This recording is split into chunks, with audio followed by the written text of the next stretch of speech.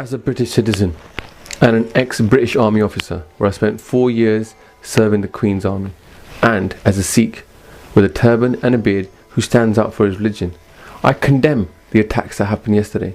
But the reason I make this video today, but actually because I'm so disgusted by the way the politicians and all the media has covered these news so far. They've made it into a glorified media circus, yeah?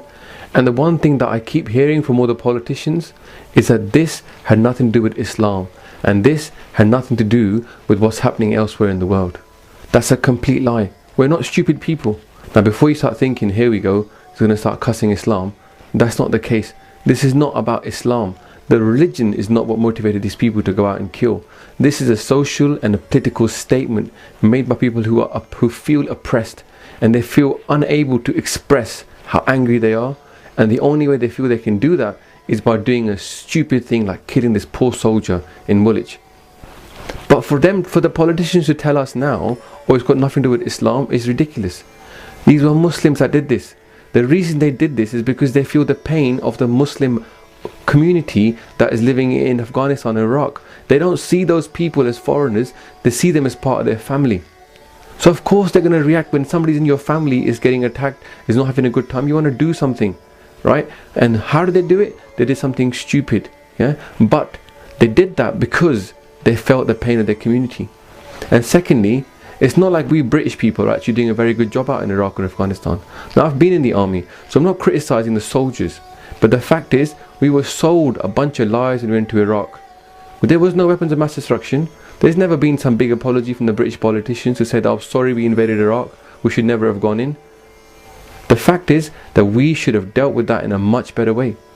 And now what they're telling us, oh, don't worry about those things, just go back to work, yeah? Get back to work, forget this ever happened, show that you're strong, and what? Forget thinking about it. They don't want us to think. And that's the thing that really annoys me. The people that are frustrated by this attack that happened yesterday, they're thinking, let's have a backlash. Let's do something. Let's make people realize that we're not just here to allow these people to take over. But guess what, guys?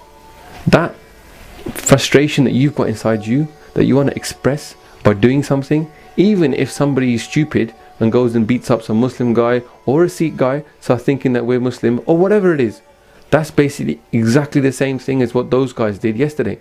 They felt frustrated. They felt they wanted to express their anger, and they didn't know who to target. So they targeted some innocent person just in order to show their frustration. So are we going to do the same thing they're doing? An eye for an eye is what this guy said yesterday in the news. And what do? Follow his example. How ridiculous is that? So what else is left for us to do? Well, actually we can start by using the biggest muscle that we've been given by God, yeah? Our brain. If we can start thinking and realize what's going on in the world is not just about Islam versus Christianity, but it's not a religious issue. This is about injustice and inequity, inequality. It's about basically the world not dealing with its own problems. You know what I think?